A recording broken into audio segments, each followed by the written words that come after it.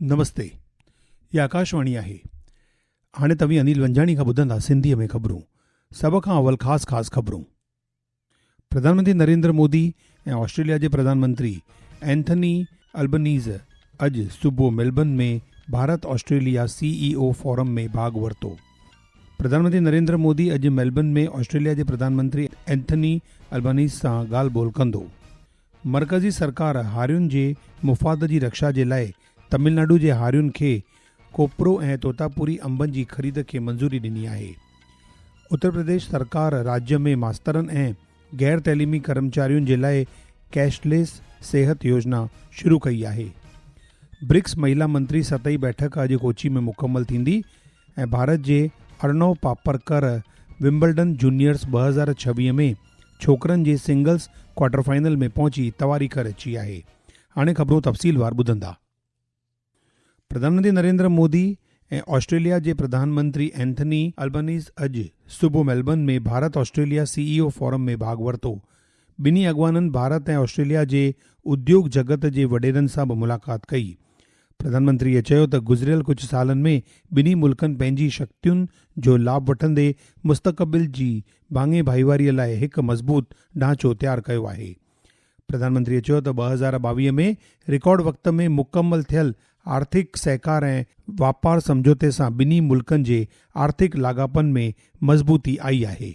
साल 2022 में रिकॉर्ड समय में किए गए एक्टा समझौते से हमारी आर्थिक साझेदारी और सशक्त हुई है। इसके लागू होने के बाद भारत से ऑस्ट्रेलिया को एक्सपोर्ट डबल हुआ है और दोनों देशों के बिजनेसेस को नए मार्केट एक्सेस इसका लाभ मिला है। अब हम व्यापक सीका समझौता करने की तरफ आगे बढ़ रहे हैं। इन प्रयासों से दोनों देशों की सरकारों ने एक नया रनवे तैयार किया है। अब इस पर इन्वेस्टमेंट और इनोवेशन का विमान उड़ान भरने के लिए तैयार है। श्री मोदी ऑस्ट्रेलिया जे सीड़पकारनि खे भारत में लंबे वक़्त ताईं सीड़प जे मौक़नि जो लाभ वठण लाइ सॾु ॾिनो। भारत आपके फंड्स को सेफ, स्टेबल और सस्टेनेबल ग्रोथ का अवसर देता है। हमारा प्रयास रहेगा कि आपका ट्रस्ट भी बढ़े और आपका कैपिटल भी बढ़े। एजुकेशन और स्किल्स दोनों देशों के बीच नेचुरल सिनर्जी है। डिकिन यूनिवर्सिटी और वुलंगडोंग यूनिवर्सिटी ने गिफ्ट सिटी में कैंपस खोलकर एक नया अध्याय शुरू किया। यह भारत के प्रति उनके कॉन्फिडेंस का प्रतिबिंब है। हमारा साझा लक्ष्य होना चाहिए कि हम स्टूडेंट मोबिलिटी को टैलेंट पार्टनरशिप में बदले। प्रधानमंत्री नरेंद्र मोदी अॼु मेलबर्न में ऑस्ट्रेलिया जे प्रधानमंत्री एंथनी अल्बनीज़ सां ॻाल्हि ॿोल कंदो। ॿिन्ही नेताउनि जे विच में वापार, बचाव, अहम तकनीक, तइलीम ऐं अवामी राब्ते में सहकार मज़बूत करण ते चर्चा थियण जी उमेद आहे। हिन ॻाल्हि ॿोल सां ॿिन्ही मुल्कनि जे विच में वसीअ रणनीतिक भाईवारीअ खे नई रफ़्तार मिलण जा इम्कान आहिनि। ऑस्ट्रेलिया में भारत जे उच्चायुक्त नागेश सिंह चयो त हिकु ॾहाके में श्री मोदीअ जी ऑस्ट्रेलिया जी इहा टीं यात्रा गुज़िरियल कुझु सालनि में बाहिमी रिश्तनि नातनि में थियल अहम वाधारे खे ॾेखारे थी। मर्कज़ी सरकार हारियुनि जे मुफ़ाद जी रक्षा जे लाइ तमिलनाडु जे हारियुनि खे कोपरो ऐं तोतापुरी अंबनि जी ख़रीद खे मंज़ूरी ॾिनी आहे। हिकु रिपोर्ट। केंद्रीय कृषि और किसान कल्याण मंत्रालय ने कहा है कि स्वीकृत खरीद का कुल MSP मूल्य 1000 करोड़ रुपए से अधिक है। इसके अलावा बाजार हस्तक्षेप योजना MIS के तहत इस वर्ष तमिलनाडु में 96,000 मीट्रिक टन से अधिक तोतापुरी आमों की खरीद को भी मंजूरी मिल गई है। यह खरीद MIS के तहत की जाएगी, जिसमें बाजार हस्तक्षेप मूल्य 1000 रुपए प्रति क्विंटल से अधिक निर्धारित किया गया है। अनुपम मिश्र के साथ सकलैन अख्तर, आकाशवाणी समाचार, दिल्ली। उत्तर प्रदेश सरकार राज्य में मास्तरनि ऐं गैर तइलीमी कर्मचारियुनि जे लाइ कैशलेस सिहत योजना शुरू कई आहे। मुख्यमंत्री योगी आदित्यनाथ वाराणसीअ खां मुख्यमंत्री उस्ताद कैशलेस तबीबी योजना जी शुभ शुरूआत कई। ई ख़बरूं तव्हां आकाशवाणी तां ॿुधी रहिया आहियो। ई ख़बरूं तव्हां असांजी YouTube channel AIR news Gujarat तां ॿुधी सघो था। वधीक ख़बरुनि जी तफ़सील लाइ तव्हां असांजी वेबसाइट newsonair.gov.in खे फॉलो करे सघो था। ब्रिक्स महिला मंत्री सतही बैठक अॼु कोचीअ में मुकमल थींदी। केतिरनि ई मुल्कनि जे मंत्रियुनि कल हिन बैठक जे दौरान मसौदा सुझाव ते चर्चा कई। भारत जी सिदारत में इहा बैठक पंचायती राज वज़रात पारां मुंतज़िम कई पई वञे। उपराष्ट्रपति सीपी राधाकृष्णन अॼु ओडिशा जे दौरे ते रहंदो। हिन दौरान उपराष्ट्रपति भुवनेश्वर में आयल ओडिशा ज़रई ऐं तकनीकी यूनिवर्सिटी में खुलियल समुंड में मच्छी पालन लाइ अख़्तियारनामो जारी करण वारे महूरती कार्यक्रम में शिरकत कंदो।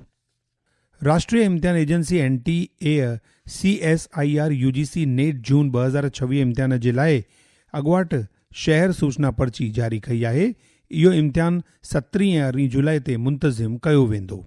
उमेदवारनि खे विरछियल इम्तिहान शहर जी ॼाण जे लाइ सरकारी वेबसाइट www.csirnet.nta.nic.in तां पंहिंजी पर्ची डाउनलोड करण जी सलाह ॾिनी वई आहे।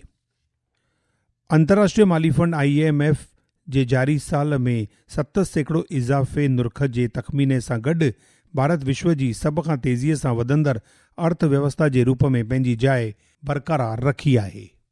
साइंस ऐं तकनीकी मंत्री डॉक्टर जितेंद्र सिंह चयो त AI मुल्क जी ज़रई अर्थव्यवस्था खे नई रफ़्तार ॾेई सघे थी। उन चयो त AI जे इस्तेमाल सां हर हिकु हारी सालियानो अटकल 5000 रुपयनि ताईं जी बचत करे सघे थो। नई दिल्लीअ में 17 ज़रई क़यादत सम्मेलन 2026 खे ख़िताब कंदे डॉक्टर सिंह चयो त ज़रई स्टार्टअप भारत जे ज़रई खिते जो मुस्तक़बिल आहे। आंध्र प्रदेश जे मुख्यमंत्री एन चंद्रबाबू नायडू हारियुनि जे मुफ़ाद जो बचाव ऐं उन्हनि जो विश्वास बहाल करण जे लाइ तंबाकू कंपनियुनि खे घटि में घटि टेके मुल्ह ते तंबाकू जी ख़रीद प्रक्रिया तुर्त शुरू करण जूं हिदायतूं ॾिनियूं आहिनि। भारत ऐं म्यांमार विच में 2 ॾींहनि वारी बैठक काल्ह नई दिल्लीअ में मुकमल थी। इन 23हीं राष्ट्रीय सतही बैठक में ॿिन्ही पखनि सलामती सहकार वधाइण ते ॻाल्हि ॿोल कई। घरू वज़रात ॿुधायो त ॿिन्ही पखनि दहशतगिर्द, उग्रवाद, नशीलनि पदार्थनि, हथियारनि, बेलाई जीवन ऐं इंसानी तस्करी, साइबर गुनाह, तोड़े गॾियल गुनाहनि समेत अंतर्राष्ट्रीय गुनाहनि सां मुंहुं मुक़ाबिल थियण में सहकार वधाइण ते बि ॻाल्हि ॿोल कई। अमरीकी फ़ौज चयो त ईरान मथां ॿीहर हवाई हमला करे रही आहे। इहे हमला हिकु ॾींहुं अॻु हॉर्मुज़ स्ट्रेट में ईरान द्वारा जहाज़नि ते थियल हमलनि खां पोइ शुरू थिया आहिनि। अमेरिका जे राष्ट्रपति डोनाल्ड ट्रंप चयो त ईरानी हमलनि सां जंग बंदी पूरी थी वई आहे। अमेरिका ज़रूरत पवण ते वधीक कार्रवाई कंदी। आबहवा महकमे अरुणाचल प्रदेश, असम, मेघालय, बिहार, ओभरी राजस्थान, मध्य प्रदेश, ओलह बंगाल में हिमालय जे हेठिते आयल इलाक़नि, सिक्किम ऐं ओलही उत्तर प्रदेश में ॾींहं जे वक़्तु तेज़ बरसात जो ऑरेंज अलर्ट जारी कयो आहे। केरलम जे 5 उत्तरी ज़िलनि में केतिरियुनि ई जॻहियुनि ते तेज़ बरसात जा आसार आहिनि ऐं येलो अलर्ट जारी कयो वियो आहे। होॾां आबहवा महकमे उत्तराखंड जे देहरादून, हरिद्वार, उधम सिंह नगर, नैनीताल ऐं चंपावत ज़िलनि में ईंदड़ 36 कलाकनि जे दौरान तेज़ बरसात जो ऑरेंज अलर्ट जारी कयो आहे। भारत जे अर्णव पापरकर विम्बलडन जूनियर्स 2026 में छोकरनि जे सिंगल्स क्वार्टर फाइनल में पहुची तवारीख़ रची आहे। गुज़िरियल 36 सालनि में सिंगल्स क्वार्टर फाइनल में पहुचण वारो हू भारत जो पहिरियों रांदीगर आहे।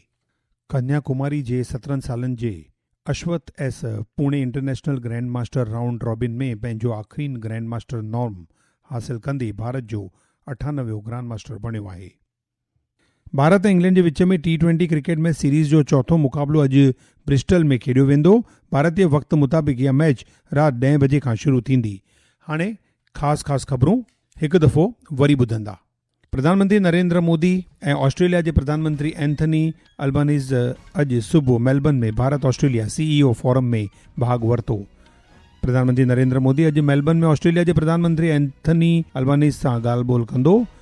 मर्कज़ी सरकार हारियुनि जे मुफ़ाद जी रक्षा जे लाइ तमिलनाडु जे हारियुनि खे कोपरो ऐं तोतापुरी अंबनि जी ख़रीद खे मंज़ूरी ॾिनी आहे। उत्तर प्रदेश सरकार राज्य में मास्तरनि ऐं गैर तइलीमी कर्मचारियुनि जे लाइ कैशलेस सिहत योजना शुरू कई आहे। ब्रिक्स महिला मंत्री सतही बैठक अॼु कोची में मुकमल थींदी ऐं भारत जे अर्णव पापरकर विम्बलडन जूनियर्स 2026 में छोकरनि जे सिंगल्स क्वार्टर फाइनल में पहुची तवारीख़ रची आहे। ख़बरुनि जो सिलसिलो हिते पूरो थियो। तव्हां मूंखे ॾींदा इजाज़त। नमस्ते।